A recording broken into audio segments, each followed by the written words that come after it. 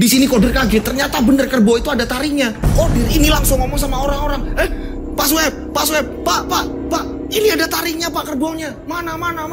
Pada saat Pak Sueb sendiri nih yang membuka mulutnya, ternyata nggak ada. Mana Der kamu itu loh, ngaget-ngageti kamu itu.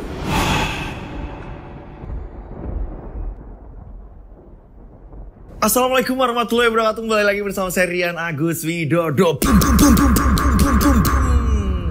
Apa kabar semuanya? Mudah-mudahan kalian dalam keadaan sehat walafiat. Yuk, yang dari mana kota mana silakan monggo absen biar kita kenal tambah dekat ya. Untuk cerita kali ini lanjutan dari part 1 kemarin. Ini part 2-nya nih yang judulnya ini ganasnya amukan siluman kerbau.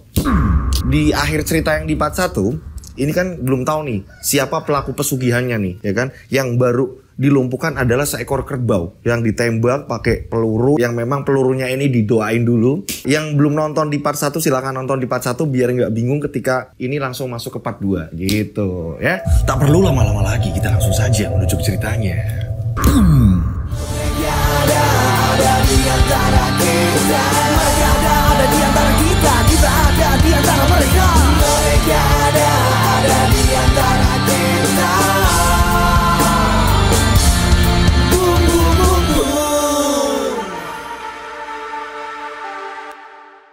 Kisah yang diceritakan sekarang ini sudah menginjak di tahun 2010. Kalau di kejadian di part 1 ini akhir 90-an. Nah, ini udah berjalannya waktu ini di 2010.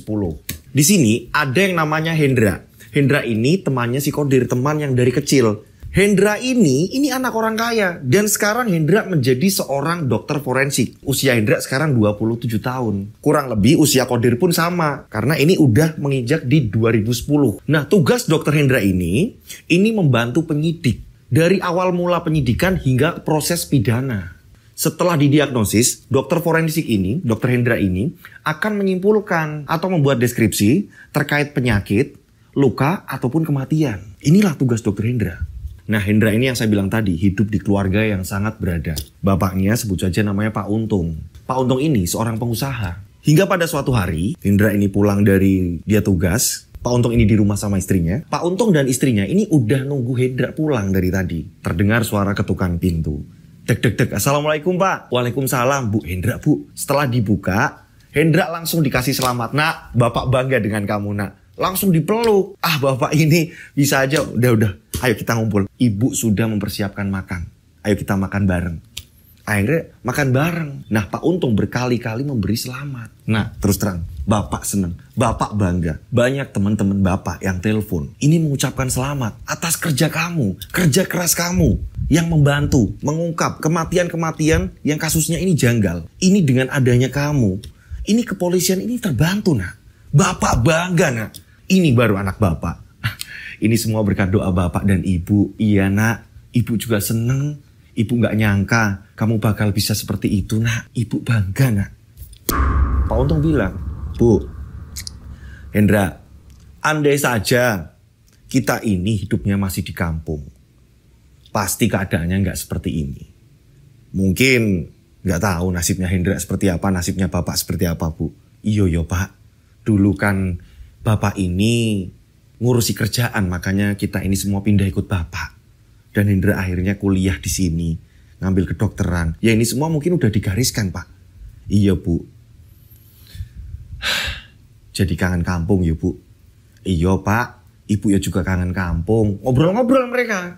Nah Hendra pun ngomong, sebenarnya Pak, Hendra juga kangen Pak. Kangen kampung sekali. Udah belasan tahun kita ini gak pulang Pak. Hendra kangen banget sama Kodir. Sekarang Kodir gimana ya Pak kabarnya Pak? Bocah itu ngangenin. Dari kecil ngaji bareng, apa-apa serba bareng. Sekarang giliran udah dewasa terpisah Pak. Iyo Bapak ngerti. Bapak kenal Kodir kok. Kalian ini kepisahkan pas SD. Ya kan? Bapak inget itu. Iyo Pak. Bapak kangen sama keluarga-keluarga Bapak yang di sana. Ya udah, kapan harinya nanti diurus. Siapa tahu dapat cuti atau apa. Nanti kita ke kampung. Yang bener Pak. Iya. Karena memang ada saudara juga di kampung. Singkat cerita, ini 2 minggu kemudian, pada suatu malam mereka ini lagi ngumpul. Mereka lagi ngumpul, habis makan malam, terus mereka ini nonton TV bareng, ya kan. Cerita-cerita mengenai pekerjaan. Tiba-tiba, ini handphonenya Pak Untung berdering. Loh, kok istrinya adikku telepon? Ada apa ini? Diangkatlah sama Pak Untung. Halo, Dek. Mas, tolong Mas, kalau ada waktu bisa ke kampung, Mas. Loh, ada apa ini? Mas Cipto, Mas. Cipto kenapa, Cipto? Udah sakit-sakitan lama banget, Mas. Lah kok kenapa nggak ngasih kabar? Kenapa baru sekarang? Iya, Mas. Saya tahu jenengan itu sibuk di kota. Saya nggak mau jenengan ini kepikiran. Ini kondisinya Mas Cipto ini kritis, Mas. Bolak-balik ke rumah sakit terus-menerus. Dia selalu nyebut-nyebut keluarga, Mas. Minta dikumpulin, Mas. Ya udah. Nanti aku rembukin dulu sama keluarga, biar aku nanti kesana, ya. Kasih semangat, Cipto, kasih semangat. Kalian tahu Pak Cipto? Pak Cipto adalah lurah yang ada di kampungnya Kodir. Yang belum tahu sejarahnya Pak Cipto, kalian bisa nonton langsung di part 1-nya dulu, ya. Mumpung belum panjang, nanti bingung kalian. Oke? Lanjut ceritanya. Mas, Dek Cipto kenapa? Cipto sakit. Ternyata udah lama sakit, tapi ini baru ngabarin. Katanya dia manggil-manggil anggota keluarga disuruh kumpul. Aduh, kok jamnya nggak pas kayak gini yo. Yaudah Mas, memang kemarin-kemarin kan kita ini sempat mikirin kampung. Siapa tahu memang itu pertandanya, Mas. Dengan adanya kita mudah-mudahan Cipto ini sembuh, Mas. Iya. Hendra, kamu atur cuti supaya kita ini bisa di kampung. Iya, Pak. Om Cipto sakit apa ya, Pak? Makanya kata istrinya tadi bolak-balik ke rumah sakit tapi nggak ada hasil. Bingung saya. Dan pada akhirnya Hendra pun ngurus cuti. Ini kok kayak udah pertanda. Kemarin-kemarin baru ngomongin tentang kangen kampung. Ini tiba-tiba ada kabar seperti ini. Nah, singkat cerita akhirnya ini mereka dengan mobil, mereka berangkatlah ke kampung yang memang jaraknya jauh sekali. Ini perjalanan sampai lokasi, sampai kampung, ini benar-benar memakan waktu banyak. Dan ini memang kampungnya ini di daerah dataran agak tinggi gitu. Nah, perjalanan yang begitu panjang akhirnya sampai. Pada saat memasuki kampung, mereka pangling. Lah, kampung udah banyak rumah. Mereka pangling nih. Kampung udah banyak rumah, bangunan-bangunan udah banyak. Dan pada akhirnya mereka sampai di rumah. Ternyata rumah pada kuncian semua. Nah, ada tetangga. Ada tetangga di sini Pak Untung tanya. Bu, numpang nanya. Oh, nggih Pak. Kalau nggak salah, jenengan ini Pak Untung ya Pak? Iya Bu, saya Untung Bu. Saya mau nanya Bu, ini keluarganya Pak Cipto kemana ya Bu? Udah di rumah sakit Pak. Sering bolak-balik kok Pak. Oh gitu ya Bu. Rumah sakitnya mana tuh Bu? Itu loh Pak yang ada di kota. Oh ya udah Bu, kalau gitu kita langsung ke sana. Singkat cerita ini belum istirahat belum apa. Ini langsung menuju ke rumah sakit. Karena keluarganya Pak Cipto ini belum pulang. Pak Cipto masih dirawat di rumah sakit. Rumah dikunci. Sesampainya di rumah sakit, langsung nyari ruangannya Pak Cipto. Setelah itu mereka ini menuju ke ruangan itu. Ternyata istri dan anak perempuannya juga udah dewasa ya kan, dan sudah menikah. Itu di situ mereka ini berdua. Gak lama kemudian keluarga Pak Untung datang. Dek, gimana Cipto? Mas, kapan datang Mas? Kami baru sampai. Tadi ada tetangga yang bilang katanya lagi di RS, belum pulang. Iya Mas, itu lagi diurus sama dokter Mas. Lagi ditangani dokter Mas. Aku gak ngerti Mas. Aku nggak ngerti Mbak, beneran Mbak, aku bingung penyakitnya apa. Yang jelas dia ngerasain sesak nafas. Terus kata dokter ada penyakit jantung juga Mas. Mas Cipto ini udah nggak bisa bicara Mas. Badannya ini kurus Mas. Coba nanti Mas lihat sendiri. Nah nggak lama kemudian akhirnya setelah nunggu dokter meriksa segala macam, akhirnya Pak Untung masuk. Dan ketika Pak Untung masuk, Pak Untung dan keluarga ini melihat kondisinya Pak Cipto ini kaget. Kurus kering. Ini mata terbelalak dan memang masih hidup, anehnya masih hidup, tapi udah nggak bisa apa-apain. Nafasnya ini terengah-engah. Nafasnya ini udah parah, sampai dibantu oksigen. Nah, Hendra di sini kan dokter. Hendra ini mikir, ini udah lama tapi kok masih bisa bertahan. Ini sebenarnya kenapa? Nggak mungkin ini. Kalau hanya sesak nafas terus dan jantung ini nggak mungkin. Ini harusnya kalau dilihat dari fisiknya, ini harusnya udah game over ini. Ini kok Om Cipto masih kuat. Akhirnya Hendra ini mencoba untuk menanyakan ke dokter. Hendra ini ngobrol sama dokter dan keluarga ngumpul di ruangannya Pak Cipto. Nah saat itu istrinya Pak Cipto ini ngomong sama Pak Untung. Mas, Mbak, keluarga ini udah sering kesini, udah sering yasinan, mencoba untuk mengikhlaskan. Tapi kondisinya kayak gini, kita bingung, aneh sama penyakitnya. Kata istrinya. Sabar, kasih semangat. Ini akhirnya Pak Untung mendekat ke Pak Cipto dan berbisik di telinganya Pak Cipto. Dek, semangat yo. Sedih, Pak Untung di sini sedih sekali melihat adiknya seperti itu. Dulunya Pak Cipto gemuk, badannya tinggi Pak Cipto ini. Ini sampai kurus, tinggal tulang dan kulit. Ini sampai kelihatan kayak tengkorak. Tak lama kemudian, ini akhirnya Pak Untung keluar dan Ternyata Hendra udah di luar. Pak Untung ngomong sama Hendra. Apa Hendra katanya? Dia kata dokter sih, dia udah berusaha semaksimal mungkin. Tapi untuk kemungkinan hidupnya ini tipis, Pak. Oh gitu. Ya udah, yang penting kita semua udah ikhlas. Daripada dia tersiksa. Istrinya Pak Cipto ini ngomong, ini kunci rumahnya. Kalau kalian memang mau pulang, pulang dulu nggak apa-apa. Kalau mau istirahat di sana. Ya udah bule, ini aja bule, biar saya yang pulang, ya kan? Nanti saya gampang sini lagi, saya biar mandi dulu apa segala macam, bapak ibu di sini nemenin bule. Iya wes kalau kayak gitu. Akhirnya kunci rumah dibawa Hendra, karena anaknya Pak Cipto, ya kan? Ini udah beda rumah, ikutnya sama suami. Cuma dia di situ juga. Akhirnya Hendra langsung menuju ke rumahnya Pak Cipto. Rencana mau ganti baju, mandi segala macam karena perjalanan jauh. Apalagi yang bawa mobil Hendra. Hendra pengen istirahat juga. Capek, ngantuk, perjalanan yang begitu panjang. Nah, sesampainya di rumah Pak Cipto langsung dibuka rumahnya. Setelah dibuka rumahnya, Hendra di situ mandi-mandi, ya kan? Memang rumahnya kosong karena memang anaknya cuma satu. Pak Untung ini anaknya satu, cuma Hendra, ya kan? Pak Cipto anaknya cuma satu, seorang putri. Udah menikah, udah beda rumah di situ. Nah, setelah Hendra mandi, Hendra ini rebahan. Hendra tertidur pules saking capeknya. Keesokan harinya, Hendra terbangun. Terus Hendra ingat, oh iya ya, aku mau ke rumah Kodir. Mandi dulu Hendra mandi. Setelah mandi, karena di kampung ini kan ada sarapan-sarapan yang dia lewat gitu kan. Hendra ini karena kangen pengen sarapan. Mbak, sarapan mbak. Oh iya mas. Hendra beli. Hendra sempet sarapan. Dipakai pelincuk gitu kan ya. Pakai daun gitu kan nasinya. Hendra sarapan di situ. Enak banget Hendra. Beda sama di kota. Ya di kampung ini bener-bener enak kan. Kalian yang di luar negeri pasti rindu kan. Momen sarapan pagi-pagi di kampung. Tehnya teh manis yang kental ya kan. Kangen pasti ya kan. Nah oke, kita lanjut ceritanya. Hendra sarapan selesai. Hendra menuju ke rumahnya Kodir. Hendra kaget. Kondisi rumahnya Kodir masih utuh. Masih menggunakan papan-papan. Hendra di sini sedih. Ya ampun, rumah Kodir kok masih utuh. Ini anak gimana kabarnya? Ketok pintu lah. Assalamualaikum. Assalamualaikum. Nah dibuka. Ternyata yang buka adalah Kodir di sini. Kodir udah gendong anak.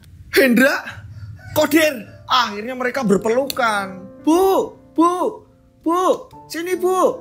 Ini ada Hendra. Ibunya Kodir pun keluar. Ya ampun nak Hendra. Lah kok udah gagah yo. Ibu udah lama gak lihat. Piye le kabare? Baik bu. Datang kapan? Datang kemarin bu. Wah mereka ini saling melepas kangen, melepas rindu. Dan di situ ada istrinya Kodir juga. Dek tak kenalin, ini temennya Mas, namanya Mas Hendra. Ini teman kecilnya Mas dari dulu. Mas Hendra ini pindah ke kota. Dia udah jadi orang ini sekarang. Kamu kerja apa sekarang? Biasa. Lah kamu sendiri gimana Dir? Aku yo kayak ginilah, serabutan seada-adanya lah, dari dulu emang kayak gitu kok. Apapun tak kerjain sih kalau aku ini, kata si Kodir. Setelah itu mereka ngobrol-ngobrol, dibikinin minum juga di situ. Hendra ngomong, aku kangen sawah, aku pengen jalan-jalan, aku pengen menikmati suasana kampung. Kamu gak kerja toh? Ayolah temenin aku. Oh ya wes kalau gitu. Bu, ini dimban bu. Akhirnya anaknya ini diserahkan istrinya. Karena istrinya tadi ini lagi beres-beres gitu kan. Anaknya ini usianya 3 tahun. Seorang putri ya kan. Akhirnya Kodir ini bonceng si Hendra. Karena Hendra ini memang bawa motor dari rumah. Jadi pakai motor di keluarganya Pak Cipto. Nah akhirnya mereka ini mau menuju ke sawah. Dimana tempat mereka ini main bola. Bareng mainan dari kecil ya kan. Terus mereka ini pengen nostalgia gitu kan. Nah di tengah perjalanan ini berpapasan teman mereka juga ini. Ini kita sebut saja namanya Gunawan. Gunawan ini langsung nyapa Hendra. Hendra, Gunawan. Ya ampun gimana kabarnya? Berhentilah motor. Ya kan di tengah-tengah jalan ini mereka bertemu.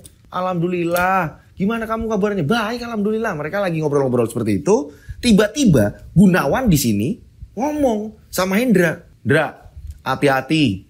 Main sama pembunuh itu hati-hati. Hendra bingung. Maksud kamu gimana Gun? Ya hati-hati aja. Kamu kan baru ke kampung ini lagi. Hati-hati. Ada pembunuh soalnya di kampung ini. Maksudnya? Maksudnya apa sih Dir? Udah jalan aja dulu. Ya udah Gun, aku mau jalan-jalan dulu Gun. Mau nikmatin pemandangan kampung Gun. Oh ya wes, pesanku loh, hati-hati. Iya Gun.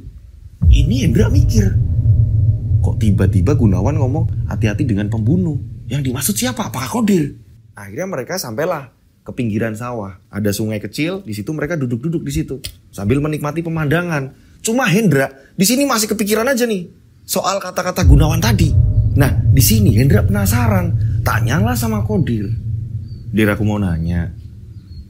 Dan maaf ya, kalau ini ternyata ada sesuatu hal apa saya nggak ngerti. Tadi aku kepikiran aja, Gunawan ini kok tiba-tiba ngomong hati-hati jangan main sama pembunuh. Maksud Gunawan apa ya? Aku nggak ngerti soalnya. Itu sebenarnya kejadian udah lama. Cuma sampai sekarang warga kampung, ini sama aku khususnya, kalau sama keluargaku sih nggak kenapa-napa. Sama aku ini diasingkan di kampung ini. Pengen banget yang namanya aku ini hijrah kemana, aku pergi kemana, merantau kemana, biar gak ketemu sama orang-orang di kampung ini. Tapi aku balik lagi, lihat ibu sendirian. Ada istri juga di situ. Ada anak. Itu yang membuat aku bingung. Iya, tapi sebenarnya ada apa? Indra pun menanyakan. Jadi gini, waktu itu kamu kan udah berangkat ke kota, ya kan? Kamu udah berangkat ke kota. Aku kalau nggak salah itu aku SMP. Aku SMP ini aku ngangon kerbonya Pak Sueb, ya. Kamu tahu kan dulu Pak Sueb kan dia punya ternak-ternakan. Nah, aku itu disuruh ngangon kerbonya Pak Sueb. Ini kerbonya ini lepas ngamuk masuk ke pemukiman warga. Semua diacak-acak. Dan disitulah korban berjatuhan. Ada juga yang meninggal. Dan setelah diatasin segala macam, ini kerbo-kerbo siluman. Menurut orang-orang ngomong segala macam. Tapi karena ini penyebabnya aku, ya kan, orang-orang menuduh seperti itu, ini aku dianggap pembunuh. Terus menerus orang-orang ini menjauh sama aku. Kan bingung aku, Ndra. Oh jadi gitu.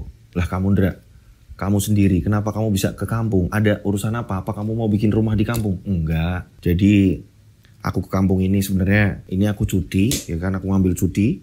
Ini Om Cipto, ini kan sakit-sakitan udah lama katanya. Nah, ini dikabarin sama istrinya, dikabarin sama bulekku, katanya minta keluarga disuruh kumpul semuanya. Nah, ini bapakku di rumah sakit. Aku juga belum kesana lagi. Aku pikir nanti bareng sama kamu kesana. Tapi kalau kamu nggak ada acara, karena aku lihat kondisinya Om Cipto udah parah banget. Itulah kenapa aku sini. Hendra pun menjelaskan. Di sini, Kodir ini menyangga. Kodir ini menjawab. Enak banget jawabannya Kodir. Gini loh, Ndra. Bukannya aku ini mendahului Tuhan. Di si Ikerso gitu. Enggak. Tapi aku berani jamin. Om kamu itu enggak bakalan sembuh. Enggak bakalan sembuh. Lah Hendra ngomong loh. Kok kamu doanya malah kayak gitu? Iya, Ndra. Ya, yang aku bilang tadi. Bukannya aku mendahului Tuhan. Tapi ini karena ulah om kamu sendiri. Kalau menurut aku. Lah om saksinya aku kok malah. Saksinya kamu. Maksudnya gimana? Oke, ceritanya ini flashback mundur ke belakang. Ya.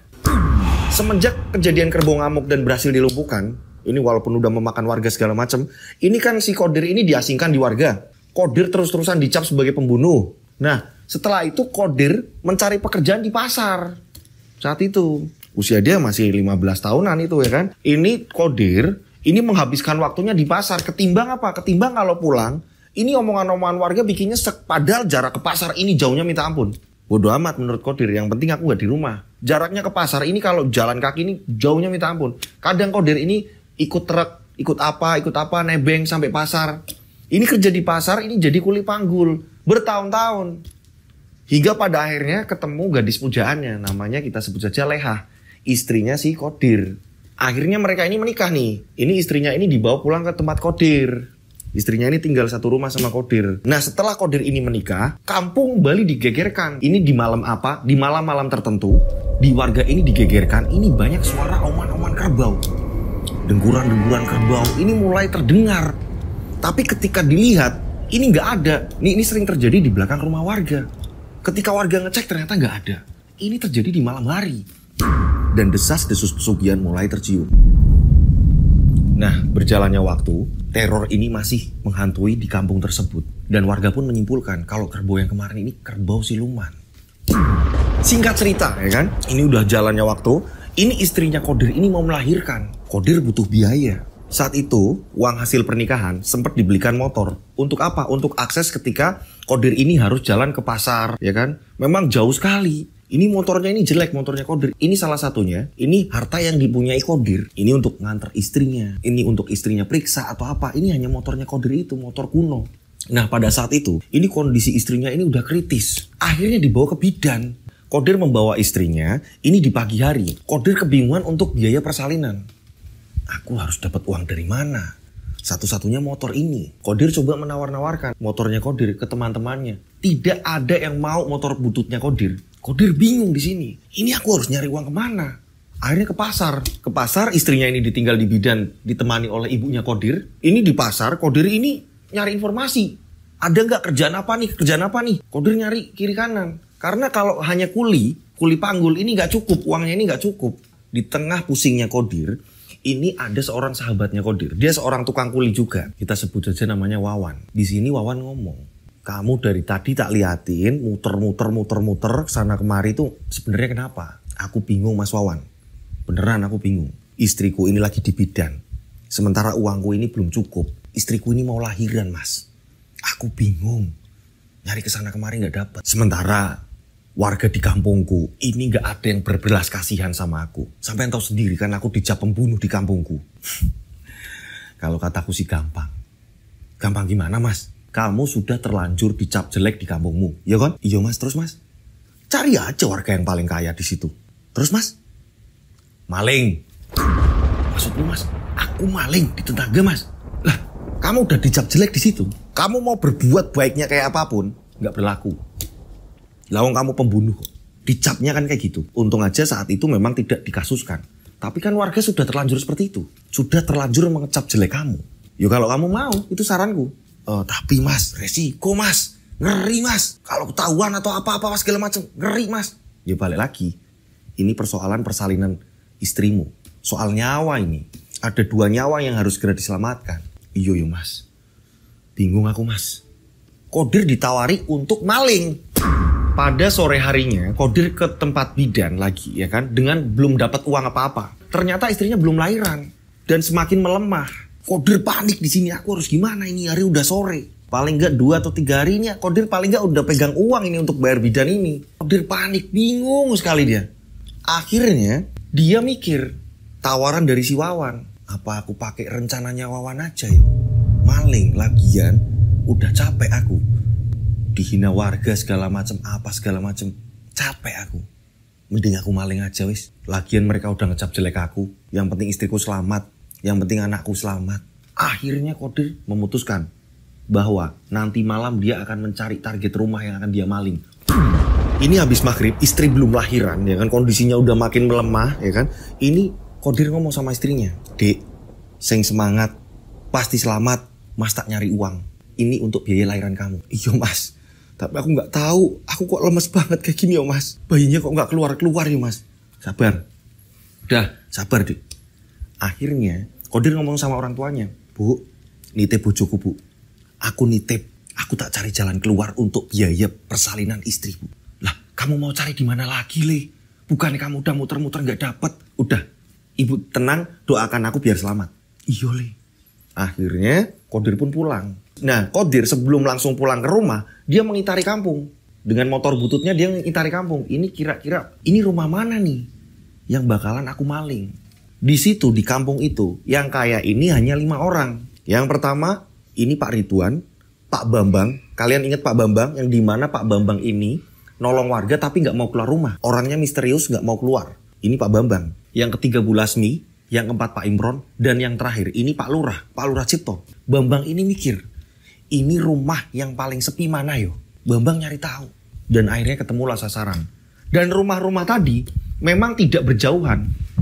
Bambang mempersiapkan diri. Ini nanti malam aku mau masuk ke rumah salah satu dari mereka. Aku mau lewat kebun. Aku mau lihat kira-kira pintu yang bisa aku masukin lewat pintu yang mana. Keyakinan Kodir untuk maling ini tambah kuat. Karena apa? Mengingat istrinya ini sedang berjuang. Ini sedang berjuang mau melahirkan. Tibalah di mana waktu yang sudah ditentukan, jam 1 dini hari. Kodir ini masuk ke kebun. Kodir masuk lewat belakang, masuk ke kebun. Dan Kodir ini menyusuri kebun tadi. Ini nyari tahu pintu belakang rumah-rumah mereka ini. Yang kira-kira bisa dibobol mana nih? Ini orang-orang yang paling aman yang mana nih ya? Yang kira-kira aksesnya ini di dalam mudah. Di sini Kodir ingat. Oh, coba rumah Pak Lurah. Tapi Pak Lurah sudah pernah bantu aku yo. Tapi rumah Pak Lurah ini memang sering keluar masuk orang, minta tanda tangan atau apa segala macam. Mungkin akan lebih mudah aksesnya kali ya. Kodir mikir seperti itu. Kodir akhirnya langsung mencoba lewat pintu belakang. Saat itu Kodir lihat, ini ada bangunan seperti gudang. Ini di belakang rumah Pak Lurah. Oh, ini tempat penyimpanan kursi, meja, layos kematian atau apa kalau memang warga butuh atau apa. Ini ada gudang di belakang rumahnya Lurah Cipto. Akhirnya Kodir berjalan ke tempat itu, ke gudang itu. Mendekat dia tanpa penerangan apapun. Kodir ini berencana untuk masuk. Akhirnya Kodir ini mengendap-endap di samping gudang itu. Dia berencana mau nyari pintu dapur rumah karena memang gudang itu terpisah. Karena jaraknya hanya 5 meter. Kodir berkesempatan di situ bisa ngumpet di gudang ketika ada apa-apa. Setelah sampainya di situ, Kodir ini menyelinap. Ini jadi ada tumpukan seng dan kursi. Kodir ini di belakang tumpukan seng itu tadi. Dia sambil ngamatin. Pintu dapurnya sebelah mana? Pintu dapurnya sebelah mana? Saat Kodir ini lagi ngamatin, Kodir ini nggak sengaja. Kodir ini mendengar ada aktivitas di dalam gudang itu. Kok kayak ada orang-orang di dalam gudang itu? Tapi suaranya nggak kenceng. Ini lagi pada ngapain ini orang-orang? Suaranya ini jelas ada suaranya Pak Cipto juga. Kodir penasaran. Dan yang tambah Kodir ini pengen lihat, ini ada apa sebenarnya? Kok suaranya ini, dia ngobrolnya ini aneh. Obrolan-obrolan aneh yang menurut Kodir bahasanya ini aneh. Bahasa apa itu? Itu kayak semacam mantra-mantra. Kodir penasaran. Nah kebetulan di situ ada tangga. Karena ini bahannya dari tembok gudangnya. Kodir penasaran. Ini atapnya genteng. Coba aku cek. Apa yang mereka lakukan? Ada apa ini? Keniatan Kodir yang awalnya mau maling, ini berubah karena penasaran. Anehnya kenapa Kodir ini gak langsung cabut atau apa? Takut ketahuan atau apa gitu kan ya? Ini gak. Kodir ini ngambil tangga. Di situ memang ada tangga, ada kursi, ada layos, ada apa. Ketika memang warga butuh. Karena itu kan rumahnya Pak Lurah. Kodir ngambil tangga. Ditaruhlah tangga itu. Kodir pun memanjat tangga itu pelan-pelan dia. Dengan pelan-pelan dia naik. Setelah dia sampai, Kodir ini menurunkan satu genteng agar Kodir ini bisa lihat. Nah, saat dibuka satu genteng, pandangannya ini masih kurang. Jadi di situ, ini kayak ada 3 orang, tapi memang Kodir nggak jelas ini siapa lagi nih. Di situ juga ada lilin, penerangannya ini hanya lilin. Nah, Kodir karena kurang jelas, kurang puas juga biar bisa ngelihat ini siapa lagi di situ. Anehnya dia malah mikirin ke situ. Dia malah menyampingkan niat untuk malingnya. Aneh ini Kodir. Siapa lagi itu? Siapa lagi? Ada apa ini? Kodir dikagetkan. Di ruangan itu penuh sesajen dan di situ ada ayam cemani juga. Ayam cemani yang ada di kurungan di situ. Lah, kok ada ayam cemani? Kok ada sesajen-sesajen? Cuma bagian orang-orangnya karena mungkin kurang jelas, akhirnya Kodir ini mencoba untuk mencabut satu genteng lagi agar Kodir ini lebih jelas cara lihatnya ini. Kodir lebih jelas. Nah, saat genteng yang kedua dibuka, genteng yang tadi udah kebuka, ini gentengnya itu justru malah jatuh ke bawah. Wah, woi, siapa kamu? Kodir ketakutan. Saat Kodir ketakutan, ini Kodir kaget, ini Kodir justru malah jatuh ke bawah. Wah. Kodir jatuh lagi nahan sakit sambil Kodir ini kaget melihat mereka sedang ritual. Ya, ini Kodir udah mendengar percakapan pesugihan. Woi, siapa kamu? Siapa kamu? Saat itu Kodir mengenakan sarung. Langsung dibuka sama Pak Cipto. Kodir, kamu ini loh. Kamu ngapain di sini? Kamu maling ya? Sampai ngelakuin apa, Pak? Saya dengar percakapan kalian semua, Pak. Tadi bahas-bahas kerbau, Pak. Kalian gagal kan? Kalian gagal kan pesugihan lewat kerbau itu kan, Pak? Iya kan, Pak? Iya, saya mendengar itu semua, Pak. Kamu sendiri maling, ya kan? Kamu maling kamu. Pak, saya mendengar semuanya. Ya ampun, Pak Wandi. Kalian ingat Pak Wandi? Pak Wandi itu siapa? Wah, ini Pak Wandi tokoh yang kalian bisa lihat di part 1. Siapa Pak Wandi? Ada yang namanya Pak Wandi. Yang udah nonton tapi lupa sama Pak Wandi, cari di situ. Karena itulah kunci di mana akhirnya kerbau itu bisa ngamuk. Nah, di sini ada Pak Wandi juga. Hah, Pak Wandi. Di situ Kodir dikagetkan. Ada dukun juga di situ. Dukunnya ini udah tua. Tiba-tiba dukunnya ngomong, gagal iki. Iki sopo? Mbah, bentar mbah. Ini bisa tak saya atasin, Mbah. Pak Lurah Cipto ngomong seperti itu. Pak, ini udah di luar batas, Pak. Ini semua ternyata sampean, Pak. Saya nggak nyangka, Pak. Udah. Kamu malah pengen tak arak di kampung? Apa gimana? Kamu udah ketahuan maling kok. Kamu mau maling. Dengan pakaianmu yang kayak gini kamu sebenarnya mau maling. Iya apa enggak? Udah. Jalan satu-satunya saling jaga rahasia. Ngerti kamu? Tapi saya juga gak nyangka, Pak. Ternyata sampean seperti itu, Pak. Pokoknya saya minta kamu tutup mulut. Berapapun akan saya bayar. Kamu butuh uang kan? Istri kamu ini mau melahirkan kan? Saya tahu. Iya kan? Iya, Pak, ya. Iya sih, Pak. Tapi ini warga harus tahu ini, Pak. Oh, kalau kamu sampai membocorkan, warga lebih percaya saya. Gimana? Kamu butuh uang kan? Tak kasih uang tapi kamu tutup mulut. jangan sampai ini bocor. Kalau sampai kamu bocor, nyawa kamu terancam. Ngerti kamu? Kamu maling juga kok niatannya itu kok. Gampang saya. Tinggal ngomong keluarga lebih percaya saya. Jam ini, sekarang ini gak ada orang yang percaya sama kamu. Kodir bingung di sini. Gimana? Saya bayarin semua biaya persalinan istrimu.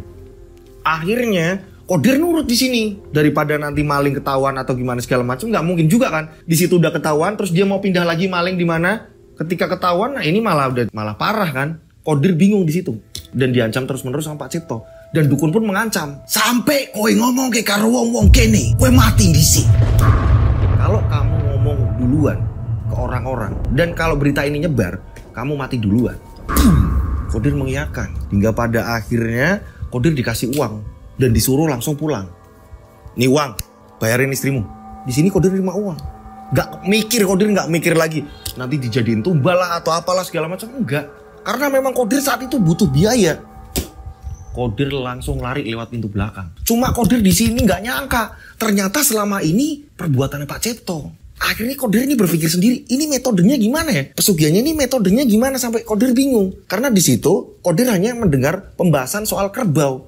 Dengan adanya kerbau mati, ini gagal. Ini nggak tahu ini pesugihannya model gimana. Ini kesimpulan dari Kodir sendiri menyimpulkan, apa jangan-jangan ini lewat kerbau untuk mencari tumbal. Jadi tidak ada bukti ketika memang yang merusak ini hewan atau apa, yang membunuh ini hewan. Ini kan terjadinya ini kecelakaan, musibah. Orang-orang menganggapnya seperti itu. Dengan seperti itu, dia mendapatkan tumbal berarti kan. Secara nggak langsung seperti itu. Ini Kodir mikirnya seperti itu. Ini kerbau siluman. Mungkin kerbau dirasuki atau mungkin kerbau gimana. Kodir mikirnya ini udah aneh nih. Saya sempat ngobrol sama tim, apakah ini sebuah sejenis kayak pesugihan kebo giro apa gimana gitu. Saya ngobrol sama tim gitu, sempat ngobrol juga kayak gitu kan. Iya mungkin itu kali jenis-jenis kayak gitu, soalnya ini kan medianya kerbau. Saat itu seperti itu. Nah oke, kita lanjut ceritanya. Saat itu Kodir membawa uang dan langsung menuju ke bidan. Dengan kerengosan dan banyak luka jatuh tadi. Ini ibunya ngomong, "Leh, bayimu selamat." Kodir seneng. Tanganmu kenapa tapi Leh? Udah bu, gak apa-apa bu, tadi sempet jatuh bu. Ya wes, itu bayinya. Akhirnya langsung ke dalam bu bidan. Dan di situ Kodir langsung azan. Gendong bayinya ini azan langsung. Kodir seneng. Dan Kodir ini langsung mencium kening Leha, kening istrinya. Memastikan semua aman, Dek, tenang. Leha lihat, kamu kok sikutnya berdarah mas. Ada apa? Kepleset tadi. Aku udah tenang kok. Nah Bu Bidan pun memberi selamat. Selamat ya Pak, ini bayinya lahir sehat. Setelah itu bayi ini dibawa pulang. Dan Kodir ini berhasil melunasi biaya persalinan. Akhirnya pulang. Singkat cerita, 1 minggu bayinya ini, kalau di tempat saya ini namanya Puputan, ngasih nama gitu kan ya. Ini anaknya Kodir, ini dikasih nama, kita sebut saja Panji. Nama Panji, ini orang-orang pada datang. Termasuk Pak Lurah. Kodir udah berapa hari nggak lihat Pak Lurah datang, Kodir ketakutan. Karena apa? Kodir keinget waktu kejadian di mana Pak Lurah ini melakukan pesugihan. Pak Lurah ini langsung ngasih kode mata. Dan Pak Lurah dengan santai. Tenang, selamat yo. Bayinya lahir sehat kan? Sehat Pak. Alhamdulillah Pak. Dan pada saat itu orang semua menyumbang. Begitu juga dengan Pak Lurah dan Bu Lurah. Pak Cipto Lurah ini menyumbang uang dan beberapa pakaian-pakaian bayi. Begitu juga warga lain. Dan setelah itu mereka ini berpamitan. Keesokan harinya seperti biasa Kodir ini berangkat ke pasar. Dia kuli panggul di pasar ya kan. Nanti sore-sorenya baru pulang. Kodir ini senang banget. Kodir senangnya karena sekarang sudah menjadi seorang bapak. Senang sekali Kodir. Kodir ini pulang dari pasar, ini maghrib ya kan. Seperti biasa Kodir ini cuci tangan terus langsung gendong si Panji. Anaknya Kodir. Ini Kodir lagi bahagia-bahagianya. Jadi kalau pas maghrib keluarganya ini sering di musola. Yang di rumah hanya istri dan anaknya Kodir. Kodir ini senang banget. Senang sekali mempunyai anak laki-laki. Pada malam harinya, kurang lebih jam 1 dini hari, Kodir tertidur. Istrinya tertidur, begitu juga anaknya. Anaknya ini ada di tengah-tengah. Kodir ada paling pinggir. Ada paling pinggir di ranjang. Kurang lebih jam 1 dini hari, tiba-tiba istrinya ini terbangun teriak-teriak, "Tolong! Tolong! Tolong! Tolong! Tolong!" Kodir terbangun. "Kenapa, Dik? Kamu kenapa?" Mas, Panji. Langsung istrinya ini meluk Panji. "Kamu kenapa, Dek? Kamu kenapa?" "Aku mimpi, Mas." "Kamu mimpi apa?" "Mas, aku lihat tak jauh dari sini ada hutan, Mas. Dan di tengah hutan itu ada gua. Dan aku melihat ada seekor kerbau di situ berkalung emas sedang memakan anak kita, Mas. Sedang memakan Panji, Mas." Kayak mimpiku. Aku Aku pernah mimpi itu. Kalian yang belum nonton di part 1, makanya di part 1 ini memang berhubungan dengan part 2. Istrinya mimpi yang sama. Ah serius kamu Dik, kamu capek kali. Kodir mencoba menenangkan istrinya. Padahal Kodir kepikiran, kok mimpi itu muncul lagi, sedangkan kerbau sudah ditembak mati. Kodir bingung di sini. Kok aneh ya? Ya udah istirahat lagi, udah istirahat. Ya, Mas ngeri banget Mas. Beneran Mas, kerbau itu bisa mengeluarkan taring dan bener-bener mencabik-cabik Panji Mas. Ya udah tidur. Ya, besok Mas kan juga kerja juga. Yo, iya Mas. Akhirnya melanjutkan tidur, tapi Kodir nggak bisa tidur malah kepikiran dengan mimpi istrinya. Kok aneh ya? Kok istri bisa mimpinya sama? Kerbau berkalung emas dan bertaring. Ini sedang mencabik-cabik bayi. Kalau Kodir lihat ini bayinya Bu Ipah, ya kan, di mimpi Kodir. Tapi kalau istrinya Kodir, ini justru melihat yang dicabik-cabik oleh kerbau itu, yang dimakan ini malah Panji, bayi mereka. Saat itu memang Kodir ini berusaha melupakan. Ah, udahlah, memang nggak ada apa-apa kok. Lagian semua selamat.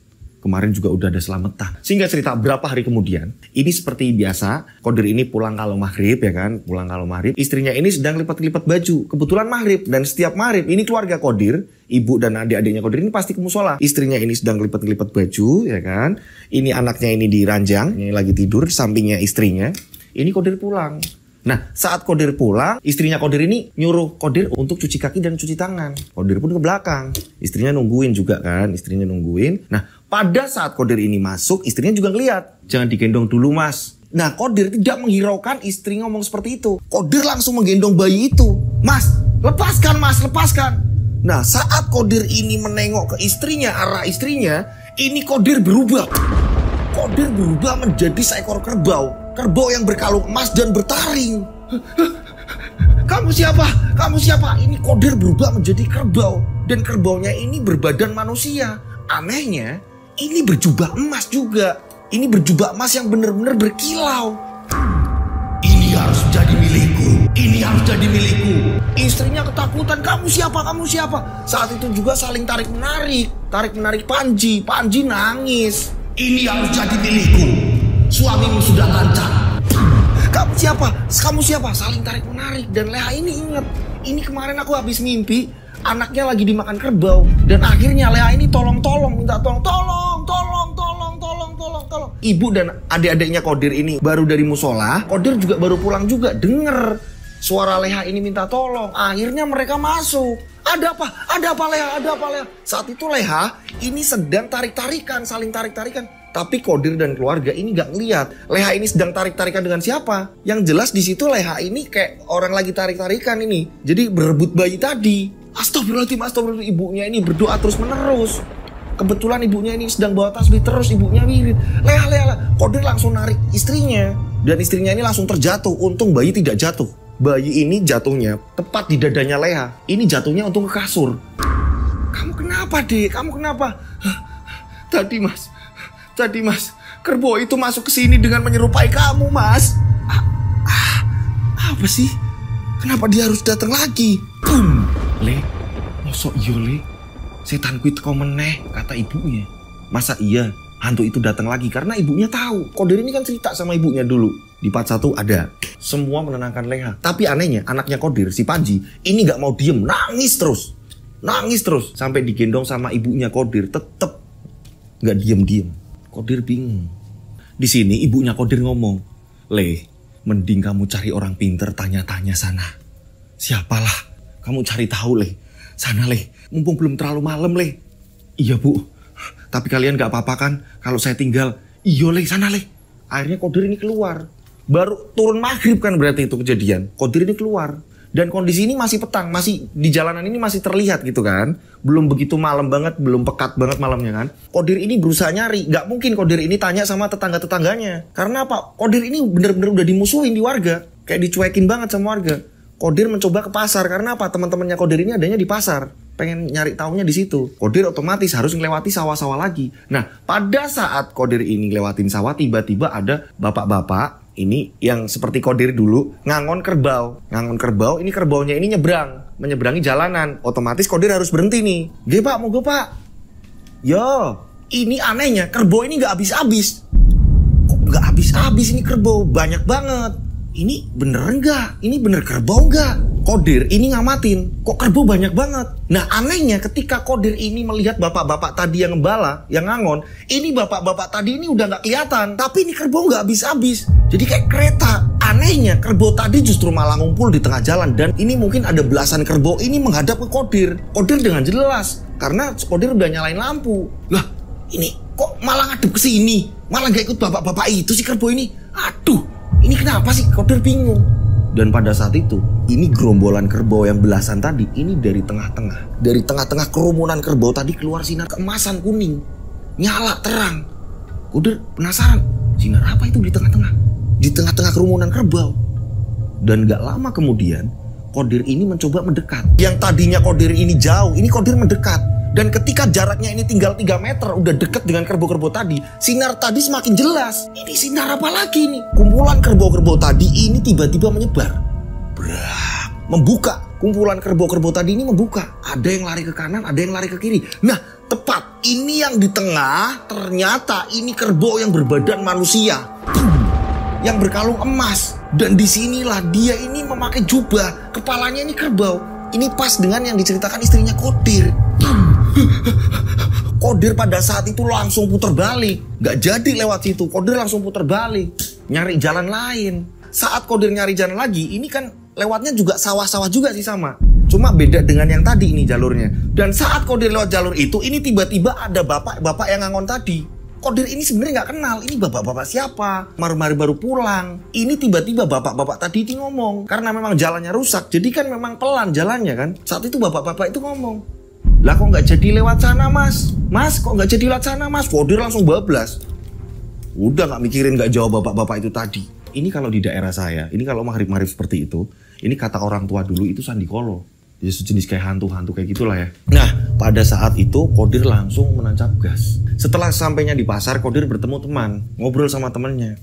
Kita sebut saja namanya Udin, karena memang Kodir di pasar justru malah dihormati, dihargai, karena Kodir baik di pasar ketimbang di kampung. Nah ini orang pasar ini, salah satunya ini kita sebut saja tadi namanya Udin. Udin ngasih tahu, mending kamu datang ke tempat Pak Kiai Ahmad. Ini alamatnya. Udah mending kamu langsung sekarang ke sana demi keselamatan putramu. Kalau aku tadi dengar ceritamu seperti itu. Jadi Kodir udah bercerita sama si Udin. Akhirnya Kodir langsung menuju ke alamatnya Pak Kiai Ahmad. Sesampainya di Pak Kiai Ahmad ya kan, ini Kodir bercerita, Pak Yai, saya ada masalah Pak Yai. Saya ini dihadang kerbau kayak gini, kerbaunya siluman kayak gini, yang dulu pernah geger di kampung saya ini loh Pak Yai. Sampai denger gak itu? Kembalikan uang yang sudah kamu terima dari seseorang. Itu berniat jahat ke kamu. Kok Pak Yai bisa tahu Pak Yai? Kemarin kamu nerima uang kan? Kamu nerima uang dari orang itu kan? Oke Pak Yai. Saya nerima uang itu Pak Yai. Dan gak cuma sekali. Yang kedua, kamu nerima uang lagi. Istrimu yang nerima. Itu kamu dapat sumbangan dari orang itu juga. Iya Pak Yai. Kembalikan uang itu. Lah yuk, udah kepake toh Pak Yai. Saya harus gimana Pak Yai? Uangnya ya udah untuk belanja-belanja ya sehari-hari Pak Yai. Saya nggak ngerti. Lah emang kenapa Pak Yai dengan uang itu? Itu sama saja pelaku minta tumbal. Nah Pak Yai pun bilang, kamu kesini naik apa? Motor Pak Yai. Saya berkali-kali mau jual motor saya ini nggak laku-laku Pak Yai. Motor butut kayak gini Pak Yai. Kalau memang laku Pak Yai, langsung tak balikin itu duitnya Pak Yai ke sana Pak Yai. Jual aja nanti. Laku. Bahkan malah ada sisanya buat kamu buka modal usaha. Mosok tuh Pak Yai? Udah. Niat kamu baik kok. Udah. Nurut baik wis. Ntar Pak Yai ke dalam terus ngasih air. Ini nanti dibasuhkan di kening adik, di kening bayi. Selebihnya air ini dituangkan keliling rumah, sekeliling rumah. Nah saat itu Kodir ini pengen ngasih uang Pak Yai. Pak Yai bilang, oh kamu lagi kesusahan kok. Udah pulang, insya Allah aman. Pak Kiai Ahmad bilang seperti itu. Kodir ini langsung menuju ke pasar. Kodir ketemu sama Udin tadi. Mas Udin, aku udah tadi ke tempat Pak Ahmad. Ini dikasih ini. Sama ini mau jual motor. Saya mau jual motor nih Mas Udin. Kamu mau jual motor toh? Itu ada yang butuh motor tadi. Ini belum sampai rumah. Ternyata ada orang pasar yang butuh motor.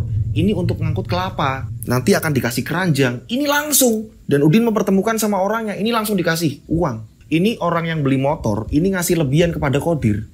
Nih mas, tak kasih lebihan. Yang penting nanti dibantuin yo kalau pas ngangkut-ngangkut kelapa apa-apa. Siap bu. Kodir pulang. Ini langsung naik ojek. Setelah sesampai di rumah, kurang lebih jam 8 ya kan. Ini anaknya masih nangis. Sampai ini serak, anaknya ini nangis. Nangis terus menerus. Nah, pada saat itu Qadir langsung membasuh air yang dari Pak Kiai Ahmad tadi. Dibasuhlah ke badan Panji, bayinya Qadir. Setelah itu Panji diem. Gak nangis lagi si Panji. Nah, setelah Panji diam, ini sisa dari air tadi, ini disiramkan mengelilingi rumah Qadir. Nah, setelah disiramkan, Qadir ini langsung berniat ingin langsung mengembalikan uang. Gak mau uang ini terlalu lama di rumah. Qadir ini diamplopin. Uangnya dikasih di amplop nih. Dan dikasih tulisan. Di sini Qadir nulis. Soal Bapak melakukan pesugihan, saya akan tutup mulut. Tapi maaf, saya tidak bisa menerima uang dari Bapak. Terima ya Pak. Terima kasih. Dimasukkan kertas itu bersama uang. Diselipkan di amplop. Qadir langsung membawa uang itu tadi. Sesampainya di rumahnya Pak Cipto, ternyata Pak Lurah Cipto ini nggak di rumah. Rumah ini kuncian semua. Qadir bingung ini mau ngasih uang ke siapa ini? Ada jutaan, ya kan? Ini Qadir bingung. Nah, pada saat itu Qadir mikir, ini kalau aku terlalu lama di sini nanti dikira warga gimana gitu kan ya. Qadir ini melihat di atas pintu ini kan ada lubang angin gitu kan ya, ventilasi yang di atas pintu gitu kan ya. Ini Qadir ini terpaksa. Gak ada jalan lain, ini hanya memasukkan uang itu. Uang yang ada di amplop itu tadi, beserta tulisan, dimasukkan lewat ventilasi atas itu tadi. Dilemparlah. Sak.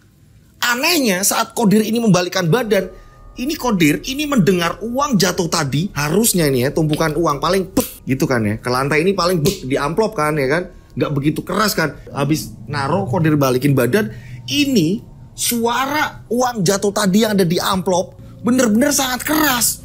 Buah! Qadir kaget. Suara apa itu? Saat itu juga Qadir ketakutan. Masa iya uang segitu bunyinya seperti itu? Terbirit-birit dia lari ketakutan. Bener-bener ngeri. Uang jatuh bek ini harusnya bunyinya kayak gitu. Ini bunyinya sampai buah. Aneh. Nah Qadir pulang. Ini anak udah anteng. Udah diem gak nangis lagi. Qadir tenang. Malamnya Qadir ini sholat malam minta perlindungan.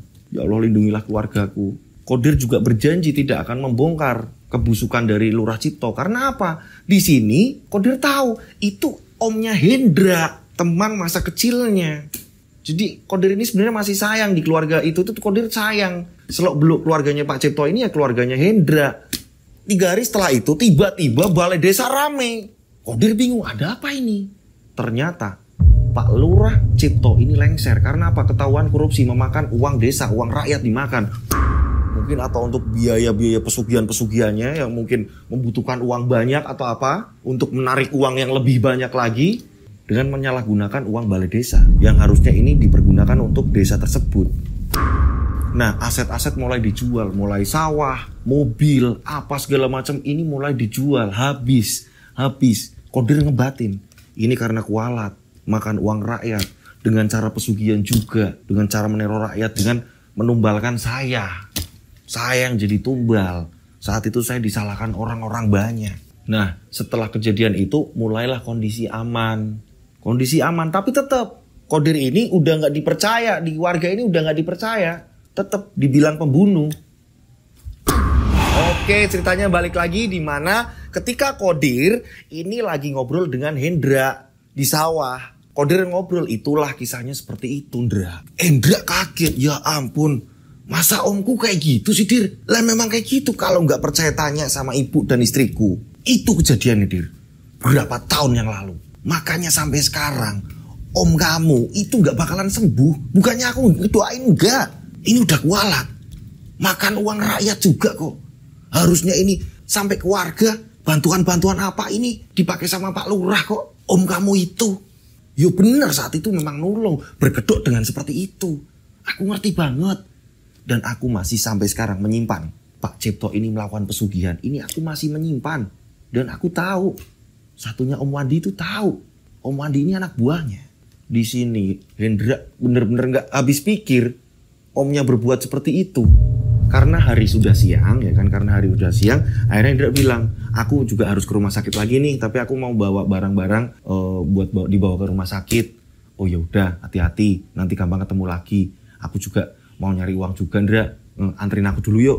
Akhirnya Hendra ini nganterin Qadir ke pasar. Setelah itu Hendra balik. Setelah Hendra balik ke rumahnya Pak Cipto, Hendra ini penasaran. Penasaran dengan apa? Dengan gudang Yang dimana Kodir pernah cerita. Berarti gudang yang ada di belakang rumahnya Pak Cipto. Coba aku penasaran gudang yang diceritakan Kodir ini kayak apa sih? Memang. Jadi mau akses masuk ke gudang itu tadi, ini banyak tumpukan seng di situ. Akses masuknya ini sempit. Jadi kehalang seng-seng gitu, kayu-kayu apa-apa gitu kan.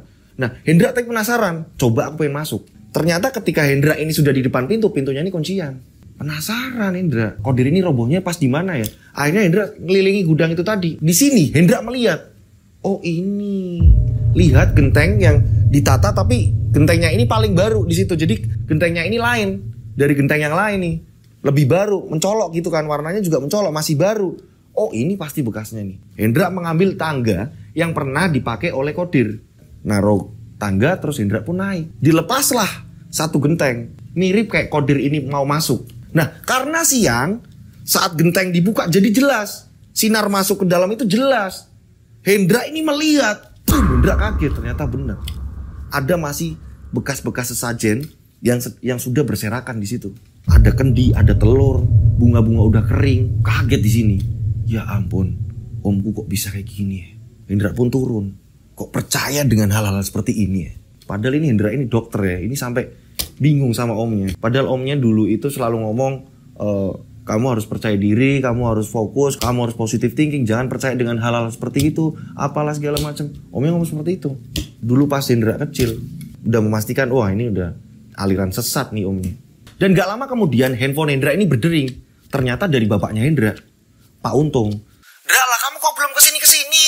Oh iya Pak, tadi sempat ketemu Kodir Pak, ini mau ke sana. Dra, di kelas Noyo.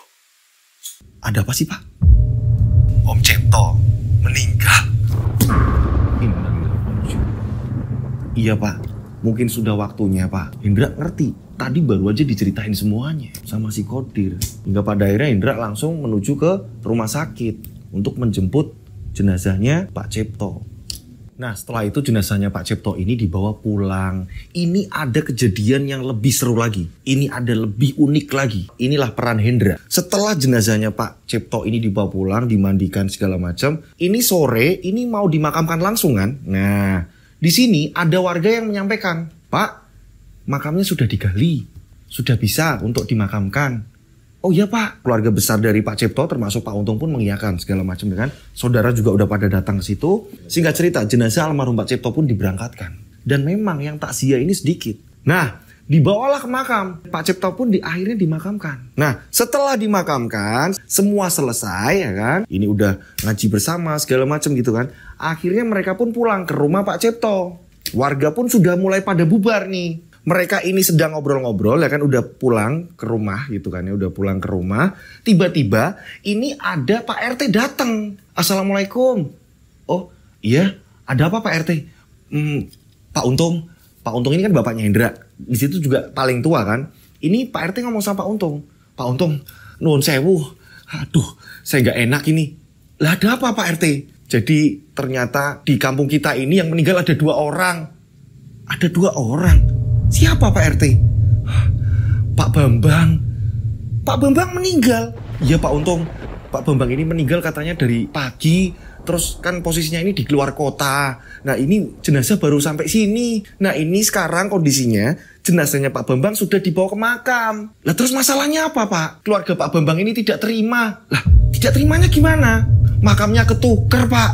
Makamnya ketuker piye toh Pak? Harusnya gini loh Pak, makamnya dipakai almarhum Pak Cipto, itu sebenarnya galian punya almarhum Pak Bambang. Ketuker. Ini galiannya ini ketuker. Keluarganya Pak Bambang gak terima. Almarhum Pak Cipto ini mau gak mau harus dibongkar makamnya. Karena itu sebenarnya punya Pak Bambang. Nah Pak Cipto ini agak jauhan. Aneh kan? Ini belum ada 1 jam. Nah ini gimana? Akhirnya keluarga berembuk. Ini gimana? Masa iya makam harus digali lagi? Tukang si penggalinya ini nggak bisa disalahin karena dipasrahin aja udah. Nanti digali ya di sini sama di sana. Ini ketuker, tempatnya ini ketuker. Keluarganya Pak Bambang ini nggak terima. Ada adiknya Pak Bambang yang dari luar kota juga. Ini ngomong, saya nggak mau tahu. Ini kan deretan ini keluarga saya. Ini mau nggak mau harus dibongkar. Karena almarhum ini minta dimakamkan. Ini sederet dengan keluarga saya. Ini pesan dari almarhum soalnya. Ini gimana kalian ini? Gak terima. Harusnya ini kan ngalah gitu atau enggak? Dan pada akhirnya Pak Untung tidak mau ribut di sini, berunding dengan keluarga, istri segala macem. Akhirnya ini unik banget, makamnya almarhum Pak Cipto digali lagi. Ini hampir mau maghrib, udah petang loh. Ini menjelang maghrib, udah 5:30. Ini penggalian prosesnya ini sampai 5:30 dibongkar. Dan pada saat dibongkar, jadi keluarga menyaksikan dan sementara jenazahnya Pak Bambang ini sudah ada di keranda, ini di samping juga. Nunggu gantian ini. Ini setelah dibongkar, ini semua kaget. Ya Allah, kok kayak gini? Ya Allah, ini para penggali ini sampai kaget. Kagetnya kenapa? Jenazahnya almarhum Pak Cipto, ini kain kafan yang dipakai ini udah hancur. Ini kayak udah berbulan-bulan dimakamkan. Hancur, bener-bener hancur dan kotor parah. Ini sobek-sobekan, ini mirip dengan cakaran-cakaran hewan. Dan pada akhirnya jenazah diangkat. Dan pada saat jenazah diangkat, kain kafan ini dibuka, ini kaget. Badannya almarhum Pak Cipto ini penuh dengan cakaran. Cakaran dan luka-luka lebam. Parah. Dan busuknya minta ampun. Nah, saat itu Hendra ini kan dia seorang dokter forensik yang biasa memeriksa jenazah kan. Hendra sempat memeriksa dari luka-lukanya. Ini luka yang gak masuk akal. Awal dimandikan, Hendra pun sempat melihat aman-aman saja. Seorang dokter loh ini, Hendra seorang dokter forensik ini, cakarannya ini kayak cakaran hewan, cakaran-cakaran harimau, hampir seperti itu. Hendra sampai bingung, ada hewan dari mana ini nyakar-nyakar kayak gini? Kainnya ini langsung rapuh. Ada dua kemungkinan yang Hendra pikirkan.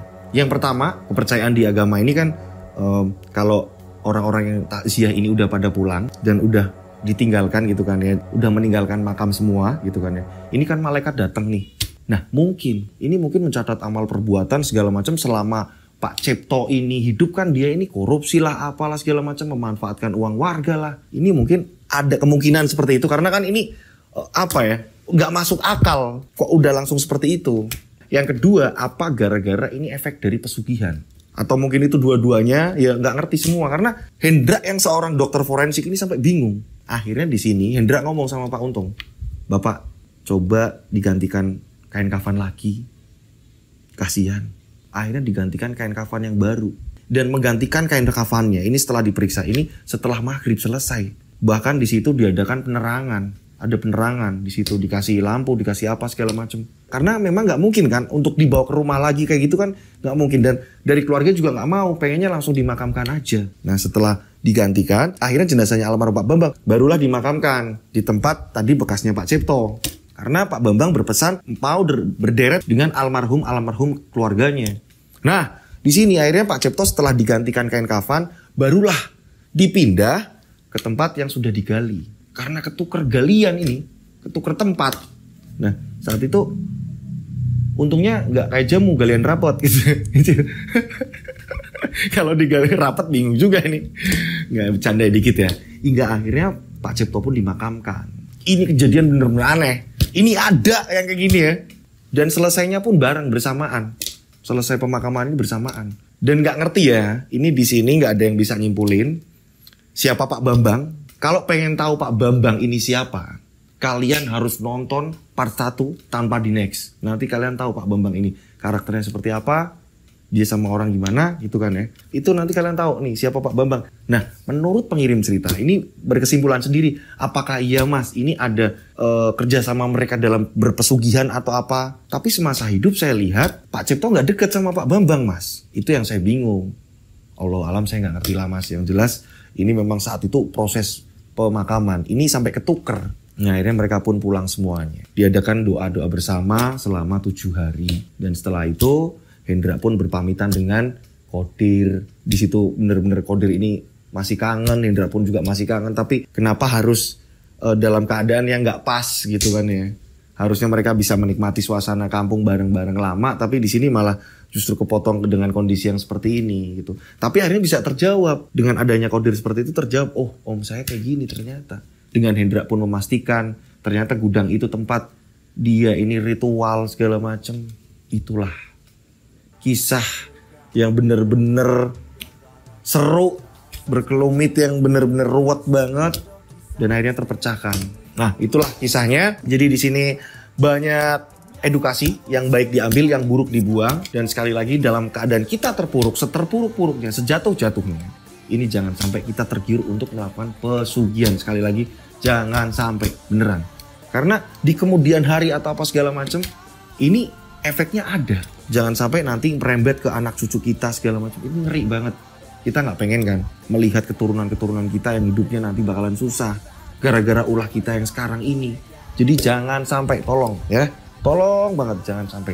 Insya Allah dengan usaha semaksimal mungkin, berjuang, ini nggak akan ada yang sia-sia. Pasti akan ada pertolongan dari Tuhan Yang Maha Esa. Ya, selesai juga part 2 ya kan. Dan mohon maaf saya sama pengirim kalau ada salah-salah kata dari cerita ini ya.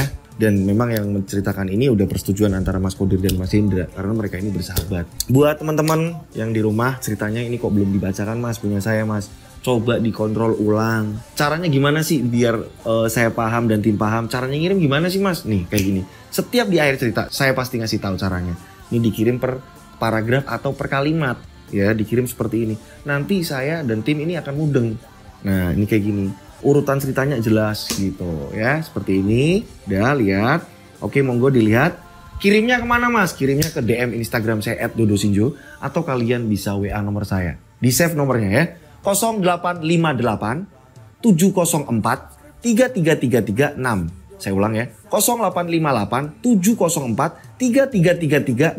Tiganya 4 kali. Ingat, tiganya 4 kali ya. Oke. Saya berdoa mudah-mudahan penikmat channel Rian Agus Widodo ini selalu dilindungi Allah Subhanahu wa taala, selalu banyak rezeki melimpah. Amin. Selalu sehat walafiat ya. Pokoknya sukses selalu selagi positif. Amin. Akhir kata saya Rian Agus Widodo dan Mas Lutfi hari ini yang bertugas mengucapkan wassalamualaikum warahmatullahi wabarakatuh. Mereka ada di antara kita. Mereka ada di antara kita. Mereka ada di antara kita. Kita ada di antara mereka. Mereka ada